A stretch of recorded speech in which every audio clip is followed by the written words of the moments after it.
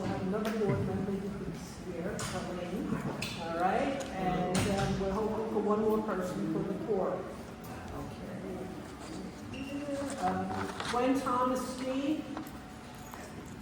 Okay. Toby Boofer. Hazel Lopez Jensen. Tasha Andrews. Thank you. Hopefully we'll see a few more faces. The first thing we will be doing will be reviewing the minutes of last month's meeting. They are on your attachment. Take a look. We have Valerie Davis with us. Your quorum is coming. Good, okay, very good. Please sign in, Jesus. You can sit right here. That's good, just in time.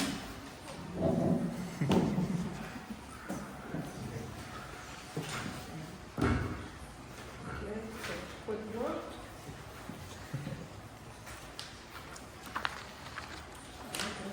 All right.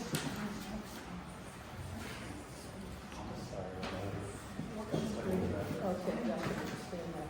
Underneath. Okay. All right, do we have a motion to approve the minutes as, okay, Tasha, and a second? Okay, thank you. All in favor of last month's minutes, say aye. Aye. Anybody opposed? Thank you. Okay, we'll move on to follow-up from last month's meeting. We discussed the problems at the World War I monument with the lighting at night. Joe, maybe you could... Yeah, so the request was put in, the electricians went out. They saw that the cover, so it's like a plexiglass cover that covers the lights. It's almost like a headlight. The headlights get really, I guess over time, they get like foggy, disfigured from the weather. So we ordered new covers for the lights. Hopefully that solves the problem. As far as when it's going to get installed, right now we're like all hands on deck, turning the water on. So everyone's out turning the water on, getting the pools ready. So as soon as they come in, I'll push for them to get. Okay, now we had asked for higher voltage because what we had today really at night did not look as though it I think the problem was more of the light not being able to get through. Okay.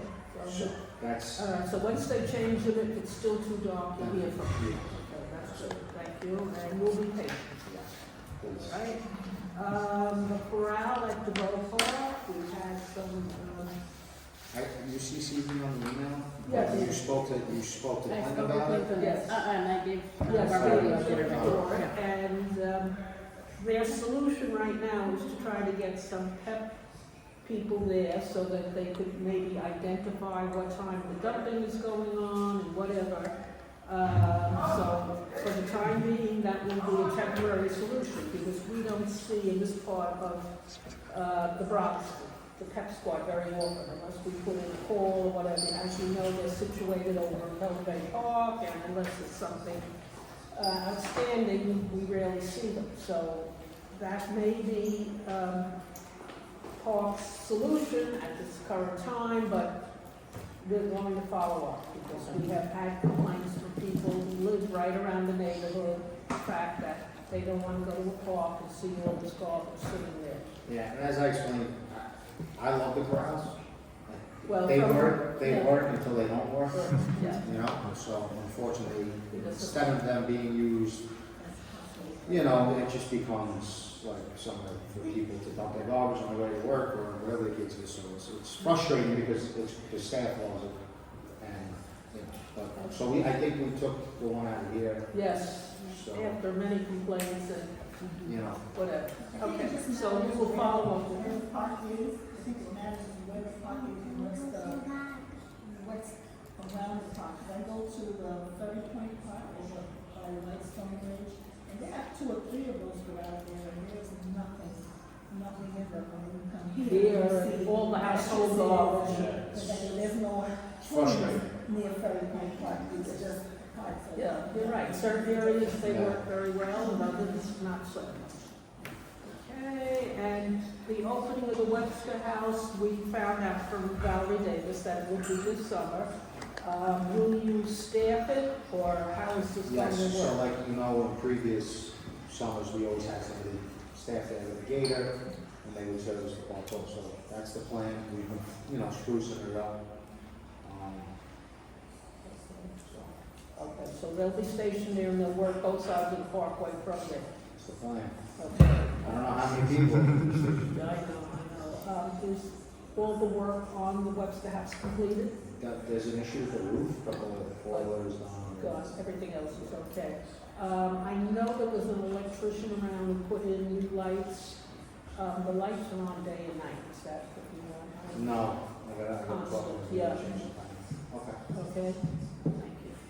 All right, and now for our new business, I'm happy to introduce from the Bronx County Historical Society, Dr. Stephen Payne, who's with us to tell us about the programs and whatever is going on. It's right up the street, correct? Correct. Okay. Go ahead. Thank you, everyone. Thank you for inviting me to the Parks Committee meeting, and apologies about not being able to make it last month's meeting. There's a family emergency that came up, but I'm happy to be here today. A little brighter outside, a little more sun around, so all a good thing.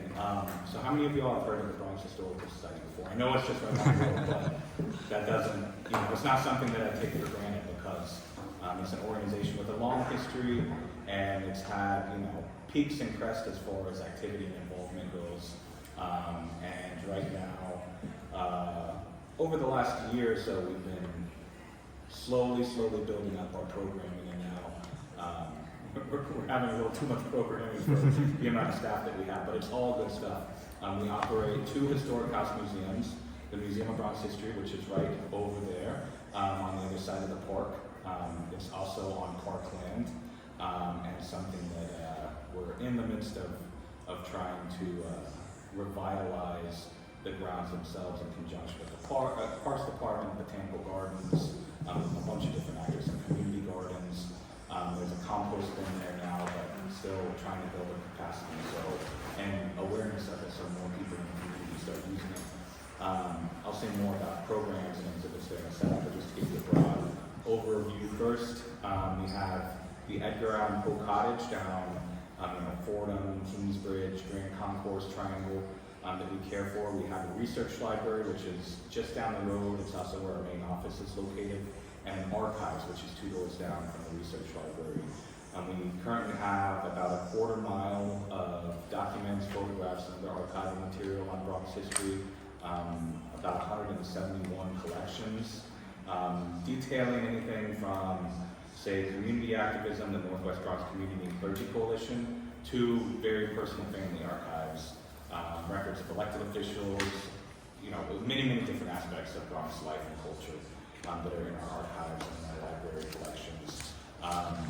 And one of the things that I started doing when I started at the Historical Society in January 2020 was trying to bring more order to our archives and library. I started as an archivist there, and I think when I started, 3 collections had inventories in our archives, and then within 2 years, 101 collections had inventories. There's still a lot more work to do though, so not, you know, and not to say that it's all done. I then began as director in July of 2022, and have been systematically turning my attention to different aspects of our operation. And one of the things that you'll see before you today in the handouts is a few programs we have this month. This isn't exhaustive. We actually have more programs than this going on this month, but these are just some highlights. One at the Museum of Bronx History, one at Edgar Allan Poe Cottage, and one that's somewhere else. I also have these, if anyone, okay. I have black and white copies too, but these are the color ones, so they're a little more vivid. So a few different programs going on this month. We have a lot going on in May around Bronx Week also, and another thing that we are engaged in and have been engaged in for a while is we publish different things related to Bronx history. So I brought, these are here free for the taking here for you all. We have a recently published book of ours, Geography of the Bronx, which is just a popular guide to different geographic features of the world. Along with that, we have a student workbook that we published in conjunction with that book. We have a journal that comes out each year, some with more scholarly articles, some with more popular kind of, reminiscence articles on Bronx history. We actually just got this in for 2023 a couple days ago. The printer was, yeah, this is a Bronx artist, Amy Allen, whose piece is on here. And we have a calendar that we put out every year. This is, again, just a snapshot of a few things that we do around publishing. But I know that we have limited time, so I could easily talk a lot more about anything. I guess a couple things just to note real quick from these events coming up.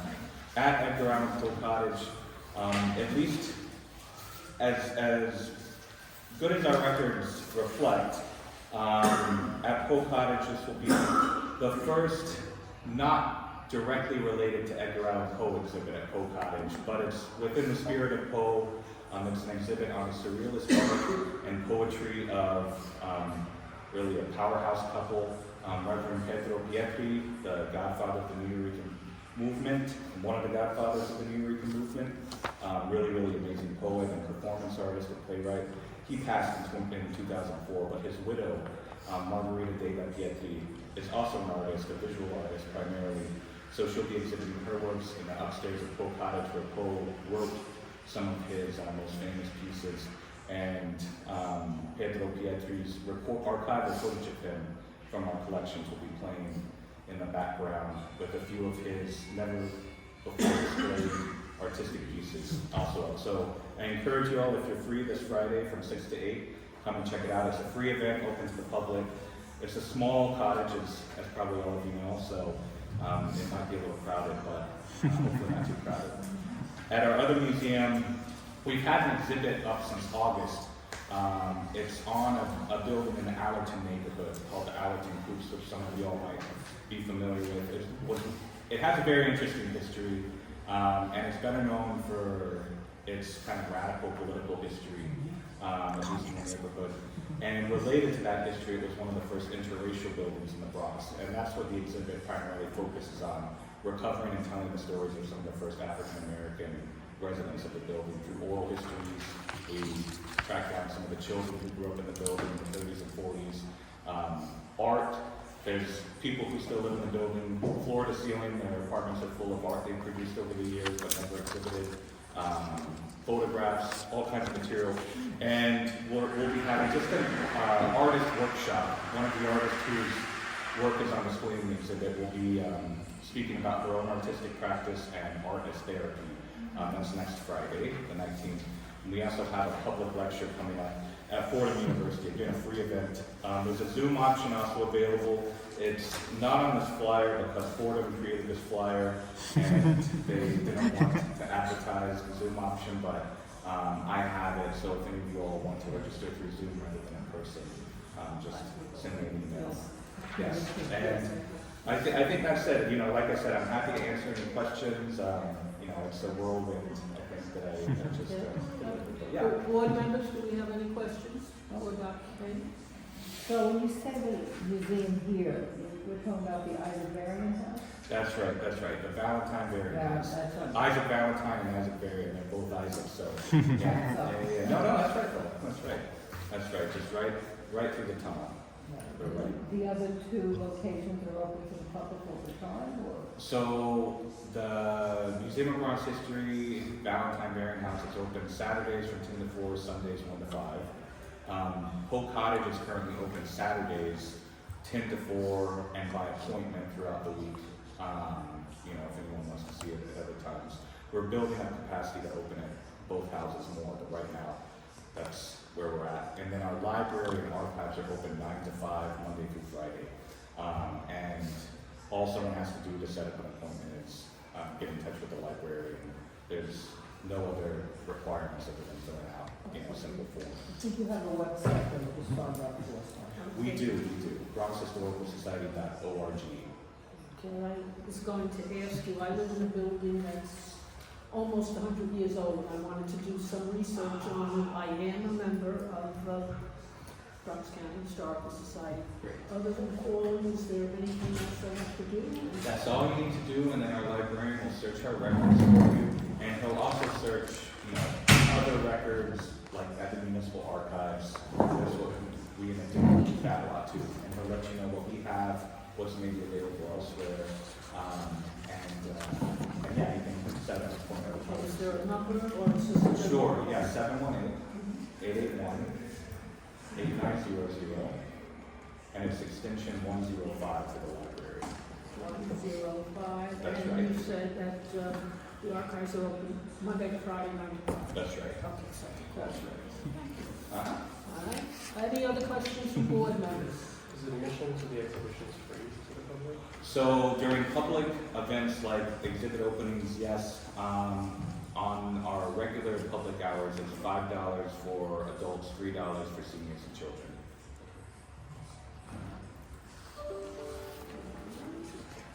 All right, we'll go with...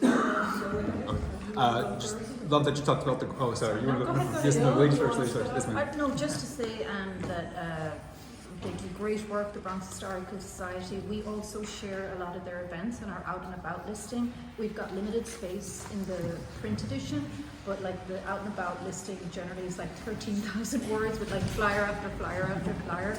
We haven't been able to like focus. Well, we've done 1 or 2 stories on the events, but like if you follow the out and about, we generally include the events that the Historical Society are putting out as well. Just to mention. Yeah. Okay.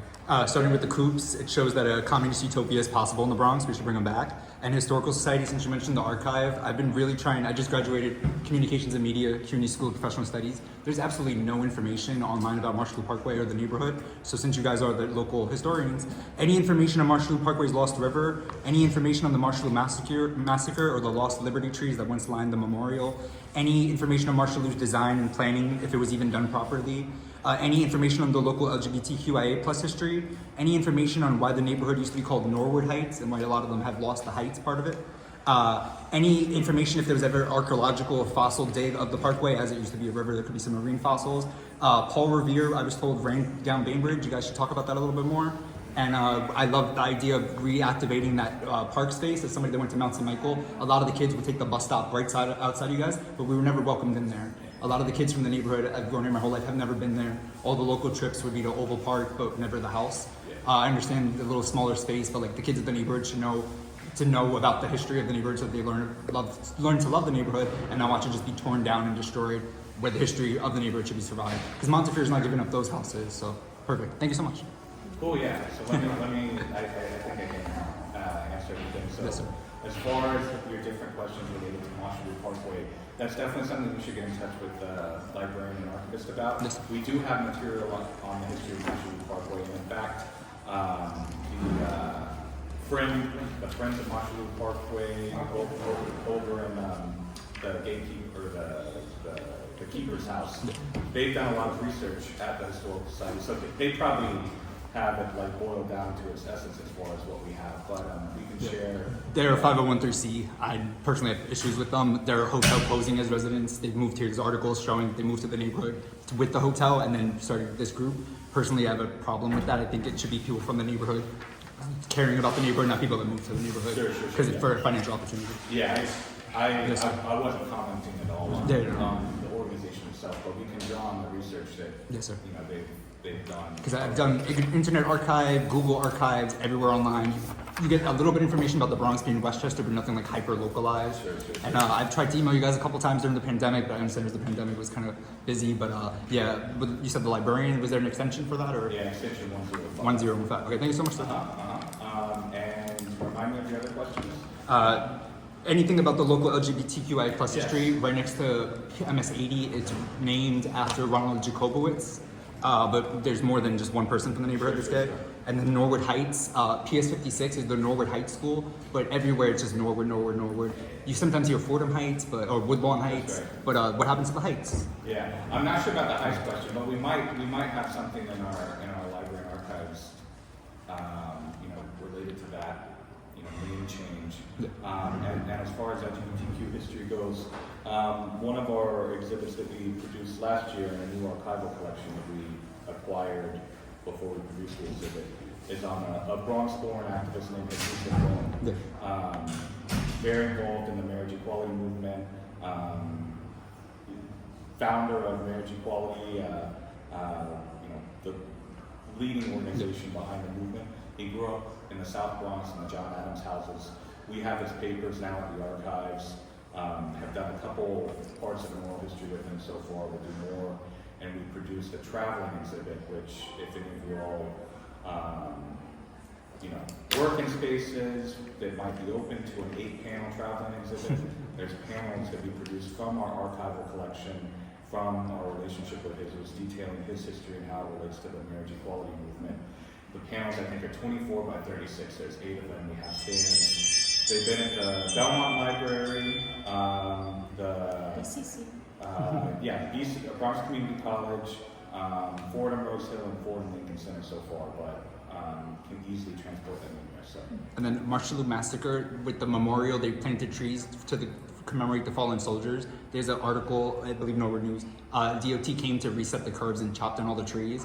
Is there any information that you guys possibly have about that? Because there was a big outrage. And since then, they've never really replanted them or anything. There probably is, and we have a part of our library collection called Vertical Files, which is more of an old school library thing where people have collected clippings over the years on different subjects. So probably, I know there's a vertical file on Marshall Parkway there. And one last thing, a year ago at this meeting, I gave the board a huge presentation on putting a pride flag in the Bronx Victory Memorial. Could we get a pride flag in Varian House? Or who would have to email? The Parks Department are the ones who operate the flagpole and the grounds of there. I mean, hopefully. Okay, thank you so much. Yeah. Thank you for coming too. Of course. That's it. Said you're doing composting at the, where is it? It's on the north side of the house. There's like a little tool shed that's maybe 50 feet north of the house, and it's right by the tool shed. If you walk by, you'll see 2 wooden bins that store the material produced from the composting, and there's a green composting bin right beside it. And it's open to the public? It's open to the public, and people can drop off food scraps during our regular opening hours of the museum, Saturdays and Sundays. So it's on Saturday and Sunday? Yeah, Saturdays and Sundays. Saturday 10 to 4, Sunday 25. There's just one question about your statue. That was in the river and you guys saved it from the river, and right next to it is the 9-mile marker of Fordham. Yeah, you guys should have more lawn sculptures. Thank you so much. Do you have any more questions for Dr. Green? We appreciate your coming and letting us know what's happening. I mean, the association has been there for many years. This is the first time that I recall that someone has come out and told us about what's going on. So.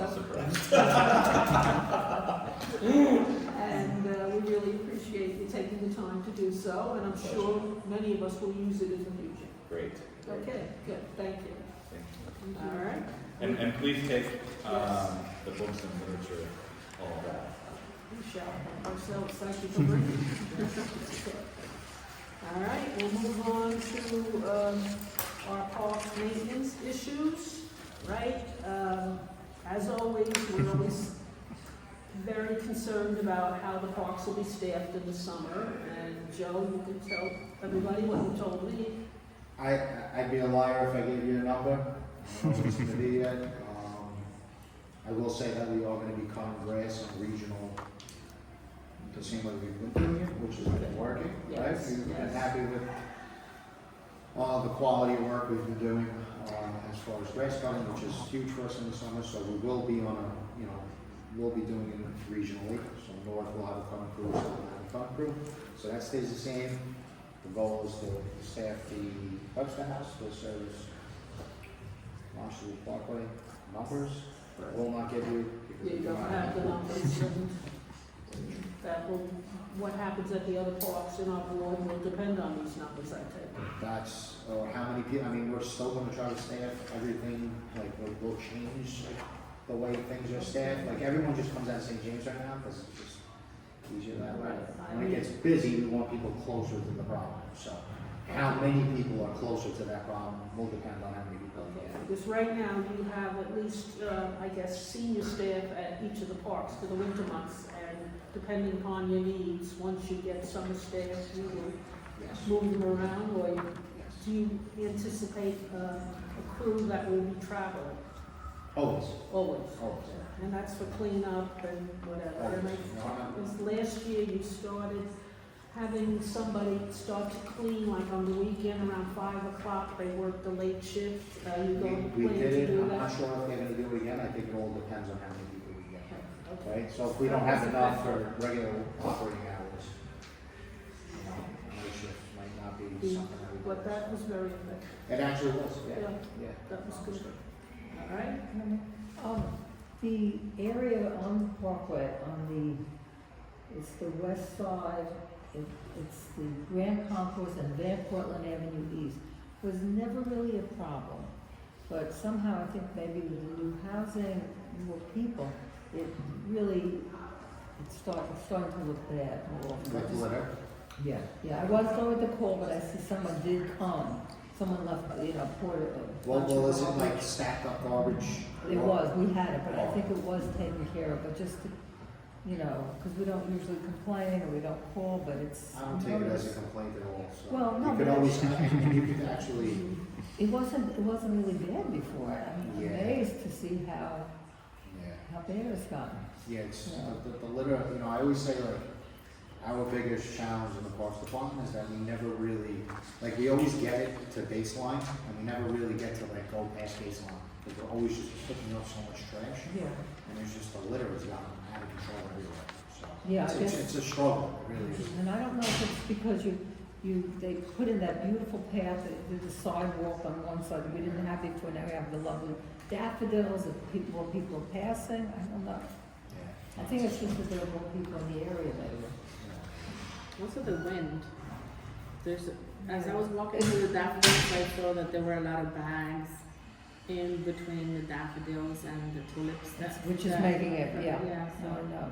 the bag will like literally stuck to the flowers. And on a good note, one last thing, I know Anthony's done, to say something, there was a problem with the spelling on the signs. I don't know if it's your area, but Helen, remember I sent it to you like a year or two ago, I see that the spelling was corrected, the signs have been fixed. Oh, I don't know who did it, but, oh, Marshall Park? yes, Really? it said Pelham and had an extra H in it. Oh. Yeah, it was, I had a question about the Wait, daffodils. wait, wait. Oh, sorry. So, you want to hear that? oh, okay. Yes, I wanted to talk about, is it right if I talk about the vote part now, or you want me to wait? Okay, you can wait, because we did cover it a little bit, all right? Any other board members have a question, or anything they want to add? All right, I see Anthony's hand back there. I just want to follow up on something Louise said times 10. Because what she's talking about is a perfect example of what's happening on Washington Parkway on both sides. That on each side street, you now have a loss of 1 or 2 private homes with new building units of 1 to 200 people. And this is on every block on both sides, including yours, as you know. So, what has now happened since this 2-3 year explosion? Well, what she has described is very accurate, because I walk by it every day, and all you have to do is take 1 block down, and 1 block down, and 1 block down, and except for Elizabeth Cawanta's little area, which I won't discuss, everything else is a mess. So my question to you is, when you look at Washington Parkway today, do you look at it, and as far as cleaning it up, you're probably not specifically going in there and doing a nice clean. Do you see it as cleaning up St. James Park in that type of capacity, or do you see it as cleaning up green space, which is really, just a little, like Reese Park, that little small park? How does your department see Washington Parkway? Do they see it as a park, like say the Bow Park? Even though it's not structured as a park. Because I would presume there's a different valid plan for that, right? If it's a So- street, if it's a green street, we have Yeah. a valid plan for the park. So our larger properties are split into zones. So Marshall Parkway is considered a large park, right? According to us, it's a parkway, what we look at it as a large park. And then it's split into zones. So Marshall Parkway is actually 4 different zones, that's how we look at it, 4 different zones. 1, 2, 3, 4, one's down, one's Gun Hill, and then it comes down this way. Gun Hill is 1, Right. all the way down to here is 4. I think Marshall Parkway, what is it, 2.5 or 3.5 miles of green space, of green space. So some days I got 2 people for 3 miles of space. It's extremely difficult to clean Marshall Parkway for 2 people. It's hard to do it with 5, but with 2, it's like very hard. So we are also rated. We have an internal. We're rated internally by. It's called the Parks Inspection Program. So we also target. We don't target areas just solely based on ratings, but we know what's coming up. So we'll target an area so that we're making sure that's clean. But our goal is to clean all of Marshall Parkway every day. That'll always be our goal. But based on what you just described, there's no way you're gonna do what you want. You There's, have to there's, provide something. it's basically impossible at this point. We So- do our best. Garbage, on the other hand, trash should be picked up, like garbage cans. That we try to do every day. That will always be our goal. Unfortunately, we have garbage trucks that don't stay in service long. They go out of service a lot. Then we end up doing pickups. It's double the work. But trash cans should be picked up every day. That is our goal. But litter, So just a quick follow-up question. So just talking about Marshall Parkway, let's say now that and Reese Park are your only 2 responsibilities. Sure. I want to get a sense of this zoning that you're referring to. So presuming those things, and you had your day to say, okay, I'm going to clean up Marshall Parkway. I know I got 4 zones, sure. right, but I'm going to clean up Marshall Parkway. How long would that be anticipated What do you mean? to get it completed? How long would it take to Yeah. get completed? I think it depends on how many people you, right? There's different factors. So if you had 2, If I had 2, you said you and it was trashed, right, and you have 4 zones, and I had 4 zones. right, and that was your I'm not gonna give you a responsibility. statistic, I'd give you. How long would it take? 7 days. I don't know, I'm not gonna give you something like that. Like All right, that's- do we have any other questions? Yes, ma'am. So I Marsh. have a Yes, question ma'am. Oh, for okay. AJ, so before you go. Is Councilmember Dewitz, helping to clean Marshall Parkway at all? I know they have an ACE team that sometimes does work on detailing. I could follow up, I could Okay. follow up. He has I it. always put it in for episodic groups when they want to do volunteer events with partnership with parks, like say Morgan Stanley wants to do an event or something like that. But unfortunately, a lot of these companies that do volunteering, they like to stay in the and I always suggest that, pump it out. If you get on Pump it top out, of pump it out, pump it out. Okay. Do my best. Just on that point, I know he did mention at the Easter event that there's a cleanup team, Yeah. but it's more for the oval, I think, that I can ask as well.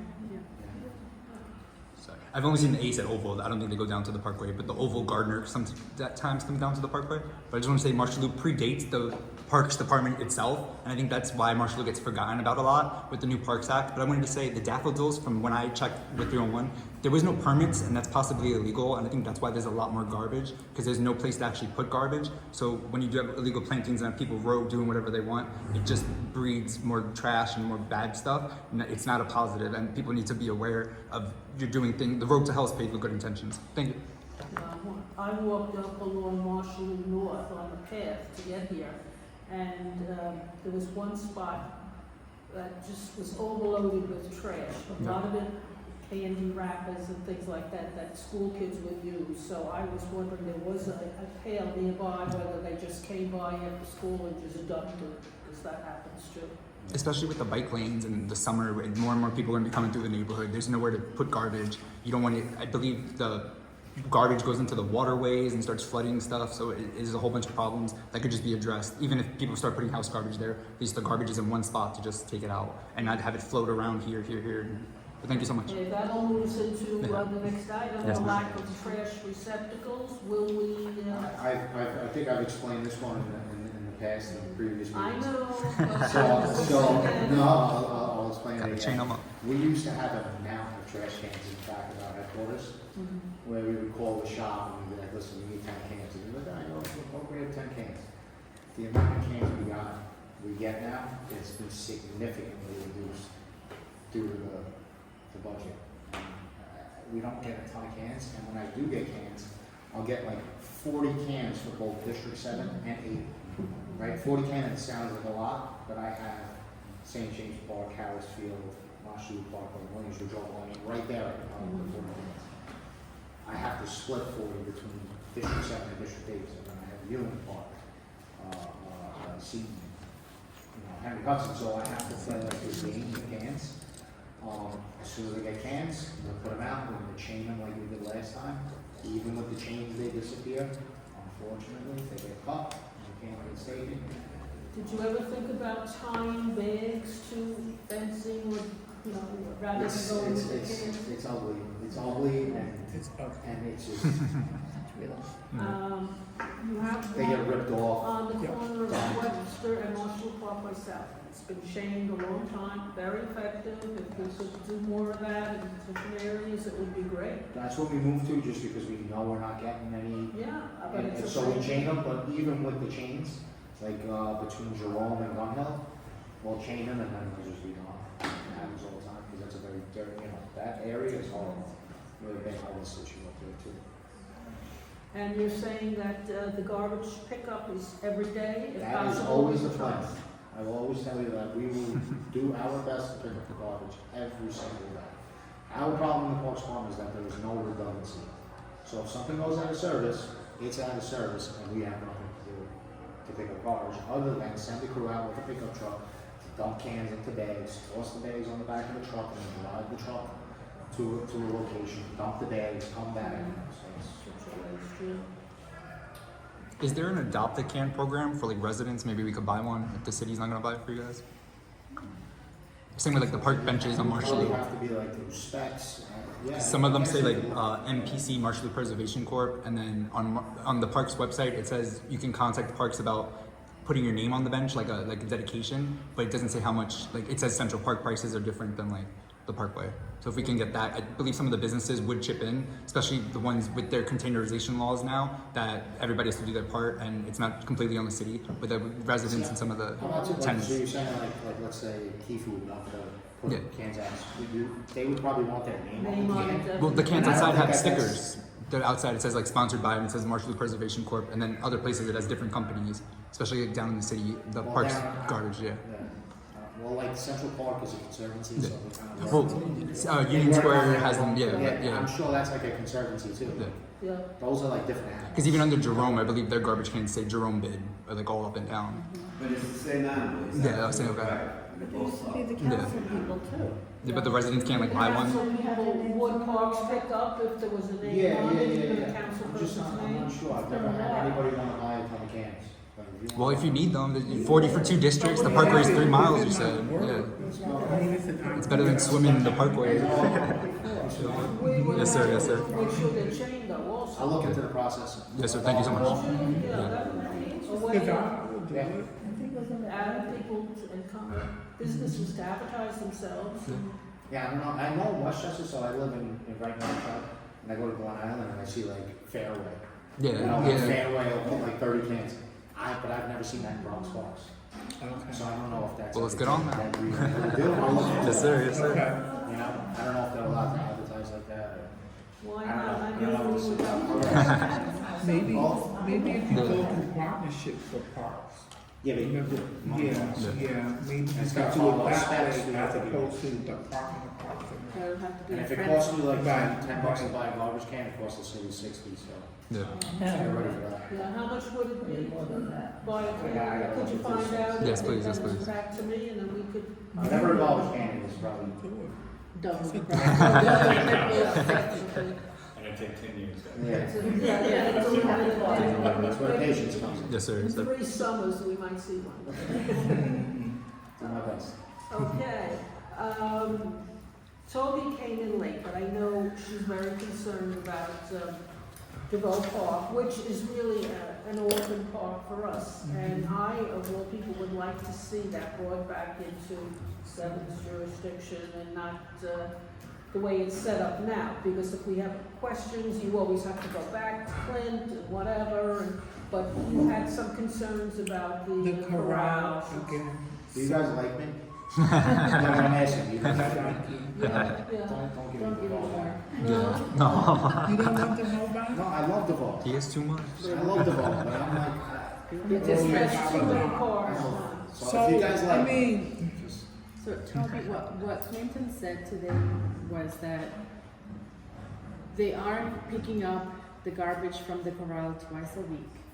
So, and you know, he hears the concerns of the community board. If Parks were to remove the corral, the concern that they have is that now there's not a centralized point where people are illegally dumping things. So the concern is like, are they still going to illegally dump things around the park or somewhere on the sides, as opposed to it being centralized? And he said he's also working with the enforcement patrol to ensure that they try to catch whoever is doing the illegal dumping in the act, because that necessarily has to happen. They're going through the garbage to see if they see any identifiable information. So maybe someone forgot to leave, an envelope in there and it has a name and an address. So they're trying to find ways where they can address the issue, but it's just been very challenging. So he did ask that if you know someone who lives around the area, of course without getting in any trouble, but if you see someone, if maybe you can just snap a picture, or maybe just record a time of day that you saw something, so they can be there, but of course do not at all engage with anybody who's doing it. the only thing I do is take pictures of the corral. And what I find in the corral is obviously items that are not, that have nothing to do what is going on in DeVoe Park. DeVoe Park is not a gas station. It does not fix cars. Why is there a fender there? DeVoe Park is not a supermarket. Why is there a wagon, a cart there? DeVoe Park is not someone's, it could be someone's living room, I get that. I get homelessness, right? But why is there dressers there, closets there, beds there, right? Suitcases there, and then would always come to my mind, now what's in the suitcase? So I think the corral is a good idea because there's a corral outside of Harris Field. It appears to be working. However, That's the only one that works for me. however, I was, believe it or not, I was on 204th Street and Broadway, where there's a corral at the beginning of, I think that might be Fort Tyler Park, I think, just as messy as DeVoe Park. So it's not a DeVoe Park thing, it is a corral thing. So, can I just speak to Clinton's comment? Because I didn't even look at it like that. So I used to be the APSW, which is the person who drives the garbage truck. And I was in District 7 for 5 years, so I picked up garbage every single day for 5 years in District 7. Thank you. And I used to, when I picked up at the ball, I would have to have my helper walk the sidewalk because the amount of illegal dumping across, what is that, what's the name of that? Father's Isaac Place? Father's Isaac. That, like, I couldn't just drive down and be like, oh, all right, get out, get that can. It's They still- needed to be on the sidewalk so that they could see the illegal dumping. So maybe, like you said, there's a centralized location. At least it's all in one spot. And, But it's because it's been a not. problem. But it's It's not, still there, Joe, yeah. because when you go down Father Ziza towards University, there's dumping that takes place there. So, It's a challenge. It really is. and don't get me wrong, I love, and you notice, I love our city parks. And with the flowers blooming, they look so beautiful. But that corral is an eyesore. Yeah, I get it. if there's a different structure that could be built, but it is an eyesore. And then additionally, there's a huge container in DeVoe Park. And Clinton explained to me that that's where they keep the equipment. That's an eyesore. But I can tolerate that because at least I know it's functional, right? It makes sense, those containers. Yeah, I can. So I we can just tolerate- put one, we actually just put one in Hatters Park. It's gonna make our lives so much easier. Yes, Have I that can. container, it's rough because, so now our park house is staff personnel. I can't have gas inside a building when I have people eating I lunch. get that. So these containers allow us to have equipment somewhere closer to where the problems are without putting our staff. Here's in the there. thing. I get it, I get The it. corrals here, the containers there, and the park house, that little small park shed that was supposed to be, what's the word I'm looking for? I feel like you guys want me to do Redone? a story. You want me to do Redone? a story time, Re- maybe? yeah. Revitalized? Yeah, revitalized, It hasn't happened it yet. hasn't happened. So what, like revitalize, would you like to see it painted? Painted, we were gonna have a mural type of thing with So it. she's talking about the, I know About- that. Yeah, he knows. Right by the basketball courts. Yeah, right by the basketball. Mural maybe?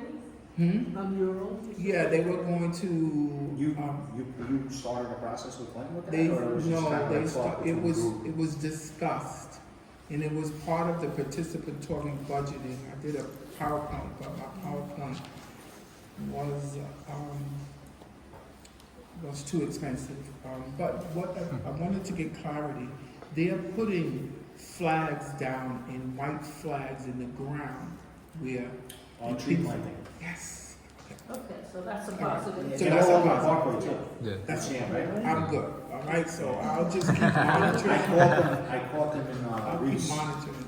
right? And they were putting flags and I was like, please. I'll keep put the flag monitoring. over there. Because the trees are great, but it makes it hard for us to cut the grass, because then you're like doing all kinds of things around trees. Okay, so maybe if we, since we did speak with Clinton, you did, and Carlin did also, that we'll give it another month or so and see how things work out, and if there's no change, then maybe we will take additional steps to get it removed, Yeah, I think so. all right?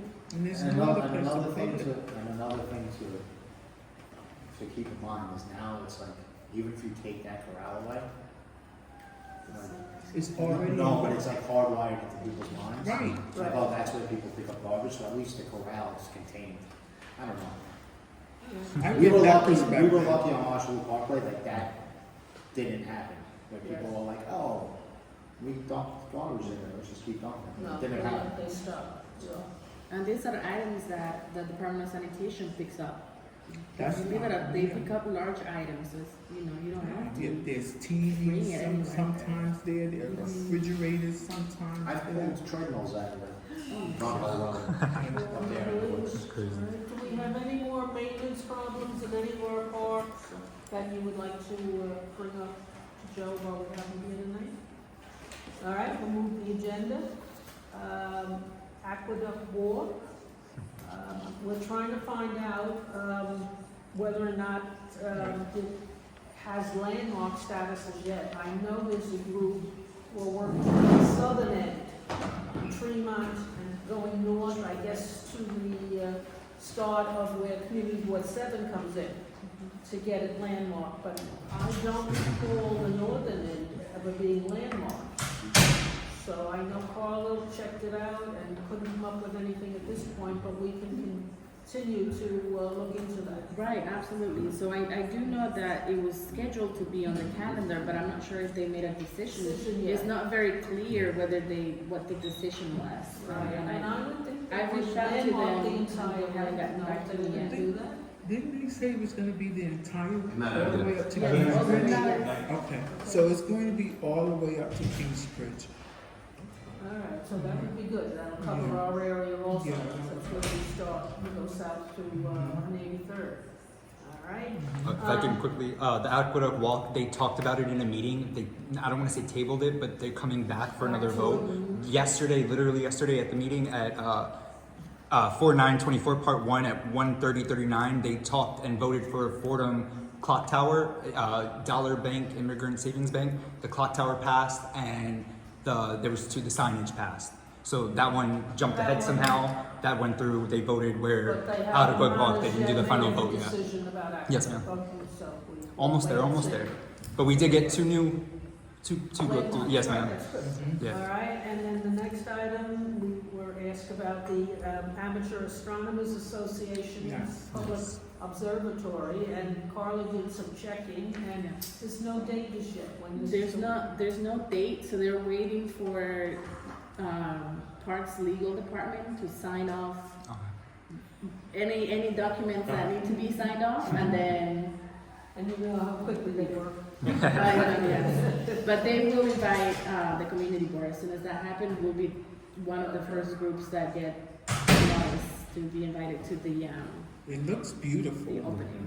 Especially with the eclipse happening, everybody's looking up to the Maybe skies. Joe can hurry it up a little bit. Maybe. We're The astronomy waiting club. for the public observatory to open. Over there on. Right, and Carla checked, they said that they're waiting for Parks to sign off on it. And if you could look into it and find out what's holding them up. Yeah, I remember they did a presentation once. Yes. And when we were at the building, it was a long time ago. Yes, a long time Very ago, long time. and they promised this spring, and Okay. we're well into it. Okay. All right, do we have any of the Friends groups here tonight? Anybody from the recreation centers first? St. James, Williams McDowell, no. All right, Friends groups. So what I, Toby from DeVoe? so what I'm in the process of doing is communicating with Karina Sanchez's office so we could get the Playmobil Oh, good. a couple of times in the park. And we are gonna do this year a little different. We're gonna have some themed days. Like one day we're planning to have come as your favorite Superhero. Superhero. It's gonna come as your TV show. favorite superhero or someone you admire, so it could be anyone. So that should be fun. And then one day we're gonna have, because they do the sprinklers, so we're gonna have something centered around the sprinklers. And then game day, and I'll try to do some checking and see if I can't get like a little basketball tournament for that day. That if the people in the community wanted to play, they can do it. Alright? Do you Sounds know, good. do you know who Mike Simmons is? Yes, I know. You should talk to Mike. Okay. Mike is, Mike's the man. He Yes, does- I will talk to him. I know He does like a great tournaments. Lenore is one of my best friends. Yeah, so I'll talk to Mike soon. If I could just suggest the idea for that. I'm sorry. Wait a minute. So, CV7 will be tabling at, Councilmember Karina Sanchez's participatory event at the Borough Park on Friday from 3 to 6. Oh, okay, so it's We'll moved be to giving out, children's books and swag Alright, so. This Friday. this Friday, Yeah. yes. You just do some water safety, especially with the beaches and like, the water. A lot of people drowned last summer. We just got the Clinton pool. A lot of people don't have a pool over here, so if you guys do water safety, I think the kids need to learn how to swim before more people die. Especially with the lifeguard shortage, now that we do have the Clinton pool open, that there should be opportunity for the local kids to learn and try to save everybody from the city. Thank you so much. Toby, you talked about doing a mural on that shed. If I see any information or hear about anything from the Citizens Committee, they give out small grants, maybe $1,000 or $50. I'll let you know that would be Yeah, perfect. let me know. Do you think the parks would allow something like that? I guess we'd have to go through the process, but I mean, Okay. Mhm. I Because can't give you a yes or no, but we could get you going with the process. Okay. and you can find an artist Very, and yeah. have the kids maybe local- draw first to see what Mhm. they like to see up there. Mhm. That would be good. Okay. Yes. Does the Historical Society have that kind of thing too? Yeah, actually, we have an ongoing oral history, we have a lot of oral history projects going on, but one of them is with pioneering Bronx graffiti artists. And we have a couple ongoing programs in high schools, High School for Contemporary Arts and Academy for Scholarship and Entrepreneurship on 228th in Bronxdale. And one of the pioneering graffiti artists, teaches, street art seminars at the high schools and anti-violence kind of framework around the history of early hip hop in the Bronx. And he brings in Bronx muralists to paint the interior of school hallways. So, I mean, there's no shortage Sounds of like artists a in the good Bronx, idea but because we did Especially have a not couple for of, them, yeah. you know, when people we would did see. have a couple of, unfortunately, murders in the Vogue Park, and it would be great if we can highlight that with something anti-violence. The Yeah. last thing I want to say is that in addition to doing the play street and creating themes, we're going to have, I think it's the ASPCA, come out and do some spade and neutering and shots. Okay, yeah, I'm working Much needed. along with Elena Sanchez. And I was just going to say that I know that the Jerome Gunhill bid have like funding for painting murals in the commercial district around Jerome, but like obviously they wouldn't cover DeVoe, but we can see like who the local bid is for that area, and maybe they also have funding too. We need to find out who they use to do the artwork and all. Very good, thank you. All right, our next meeting date is set for May 8th. On the next agenda, I believe we do have a guest speaker coming. Okay, and any other topics you would like brought up? Board members first? Yes, no? Go ahead. Well, I just brought up the Clinton pool. Do we know what the hours are? Is that something that people know publicly? No, I It's guess actually not. probably not, it's not parks. Maybe, I don't know. if Oh, the that's school right. is opening the pool?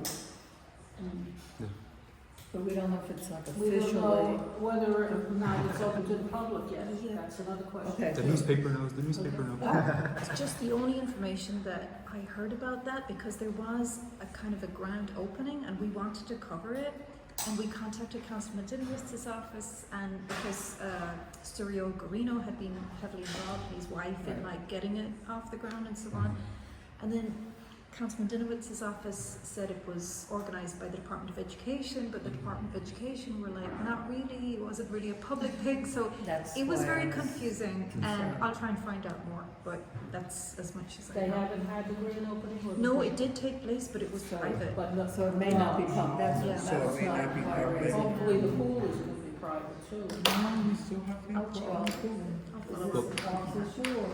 is No, this- I think a school, Board of Ed is. So Yeah, it's it might so be it's a an Department of education Ed thing. issue. Maybe, they could check into it and see Yeah. because Cox isn't going to be taking care of it. No, right, that's why. To see if they will have hours for the community. Okay, so I have the name of the next Yes. month present, Bronx Independent Cinema Center. Oh, They do a lot of outdoor film screenings, workshops, mostly around the Fordham area, but they're interested in maybe coming to the Williamsbridge Open. So It's good something for that, because they're not gonna Yeah. Shakespeare. don't quote me, but they'll be able to provide a more detailed presentation When next they month. come, Yes. fine. Okay, good. I thank everybody for Like, just their for the next attendance and agenda. their input. A year ago at this meeting, I gave a presentation for a pride flag. The board voted to put up a pride flag. They never did. They never picked a location. I would like to start selecting a location now, so you guys have enough time for June. It's called Pride Month, not Pride Few Days, so you guys can get on selecting a location, as you guys said last year. Thank you so much. So I would say community boards have an advisory role. Yeah. You did come to present, it passed our committee, our executive, our general board meeting. Yeah. We were in support. Next step for that is we send a letter to the agency, Yeah. in this case is the Parks Department. And then after that, it's up to the Parks Department to decide All right. whether or not they will grant something like this. From what I heard from Parks, they said that this is the first time that they've received a request of this Magnitude, yeah. of this magnitude to add a flag that a group of people identify with, and I think that's the concern that they have a little bit in terms of what other groups would also ask for the same Yeah. thing, and to have that representation as a flag on different parks. So that's something that we can definitely follow up and see if they have any more Because, feedback sorry, on that. since the presentation, Community Board 11 actually saw the presentation, talked about it, voted, put up a pride flag in their window. I was told by Arias that the pride flag was put up in the board's window on camera. So I don't know what the disconnect was, that it was put up, it wasn't put up. I personally never saw a picture, but I was told it was put up. It was put up. Yeah. Our gate was of course down, but this time it will be visible. Okay. You know, our gate is up. Because the community would like to see it, especially if it's done for the LGBT community, hiding it behind, like, in the office where it's by appointment, I believe, so nobody actually could have seen it. Somebody could actually see No, it. so yeah, so Yeah. this year you will see it. We have a lot of flagpoles, Okay. so it will be visible. So the board will But have also one. there is also a building to the right of the office. If you're coming from from Valentine, they also have a little flag Yeah. hanging. So there will be two flags in that same block. Because where I left off is the board voted for it, they just didn't have a location. We would come back for a location, the board never did. So it's going to be the office if you can't get Right, the parks. for us, Okay. what we can control Okay. is inside the All right, office. and then I could just get parks on the side on my own. Right, Yes, so ma'am. Okay, perfect. parks, that we could follow up with parks and Yes, then ma'am. ask them, 'Cause I asked if they have the- changed their minds or what the. Because with the oval Easter egg hunt that the board did, I ran up on Gustavo and Dinowitz saying we want the pride flag. I understand Riverdale does a pride, but for cultural affairs, the board does nothing for the LGBT community. So it's great that you have a pride flag, but to do more and more. I'll leave it at that. Thank you so much. And this year for our resource fair, we will have a section for LGBTQ. Yes, perfect. So Cool. that's some, Yeah, you know, thank you. those are things that we as a community Yes, board ma'am. can take action on. But Yeah. there's other things Things that that- we cannot enforce, right? Okay. And we cannot, you know. And Joe, Bend requests like that, would anybody's have to go law. downtown or to the Yeah, Bronx that's, person? Carl says she's talking to Parks, she's not talking to me. Well, No, this is. Yeah. the Parks Department building, I believe it's Ranaqua on the Parkway, they have a pride flag. Van Cortlandt House has a pride flag. Any park on 14th Street has a pride flag in Manhattan, especially during June. Every bus, every city bike gets a pride flag, so why can't we get one up here? But thank you so much. All right, so I'm assuming it would go beyond the Bronx Parks Commissioner or downtown or to her? I'll email the governor. I don't I know. remember seeing Yeah, no, we, asking. I don't know what happened, so. I'll follow up and we'll give an update at the next. And I believe the mayor sends a rep to the general board meeting, so isn't the mayor above everybody? So should I just contact the mayor's office, or like, what office should I jump to? I think any office that you Okay. go to, they'll probably let Okay, perfect. their own agency decide. Okay. Okay. All right, anything else that anybody would like to raise? Do we have a motion to close the meeting? Thank you. Second? Oh wait, I forgot. So there's this event happening on Okay. Saturday. Oh, right. that- They're a great dancing That's group. right here. They engage the audience too, so you learn how to dance a little bit. Nice. Everybody have a great night. Have a good night, Mr. Joe. Thank you all.